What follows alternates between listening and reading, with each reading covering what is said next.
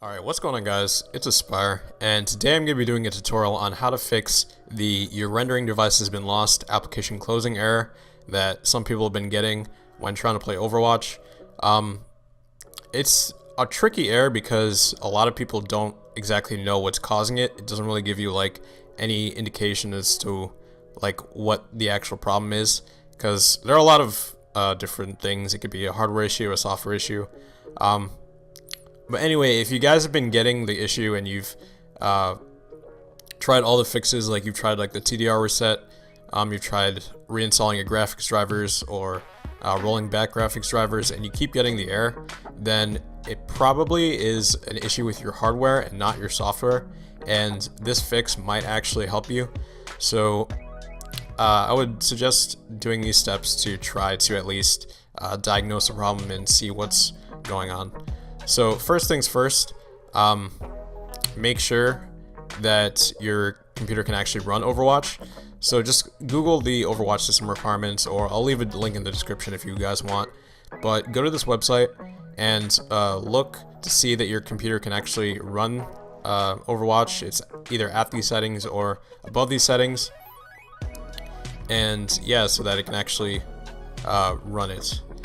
So once you've done that, go to the Overwatch supported video cards. I'll also leave a link to this in the description, and make sure that your card is at least in the supported video cards, or at least it's not in the unsupported video cards, because if it's in the unsupported video cards, then there's really no way for you to run it. Yeah, so make sure that your video card is also supported. And if you checked both of those two things and you still can't get it to run without crashing, look up MSI Afterburner on Google. Probably leave a link to this in the description, and you'll get to this page. Now, MSI Afterburner is just a GPU utility tool. I mean, it works with your CPU, but it's mostly for your GPU, where it can overclock games. Now, overclocking is basically when it makes your graphics card work at a higher clock speed than its factory default, and so you'll be able to get like either higher frames or whatnot, but you'll probably get higher temperatures as well. So we want to download this because we're not actually going to be overclocking our card, we're going to be underclocking it.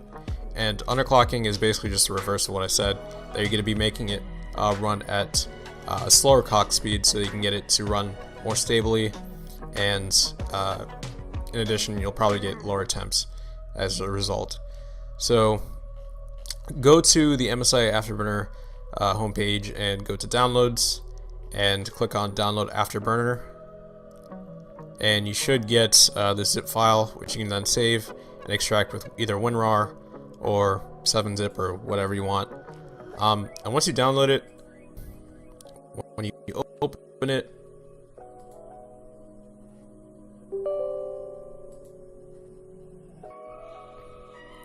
you should get this. And so basically, this is going to be like the display of it. You probably, if you're downloading it for the first time, you're probably going to have like a much different layout than me, because I have a very old copy of Afterburner. But you're going to want to find where it says core clock and memory clock. More specifically core clock, because you won't really need to use memory clock. But I'll just set mine to the factory defaults. So you'll see where it says max, you'll see it says 0 and 0. Basically what this means is that you're still at the factory default. You're not overclocking, you're not underclocking.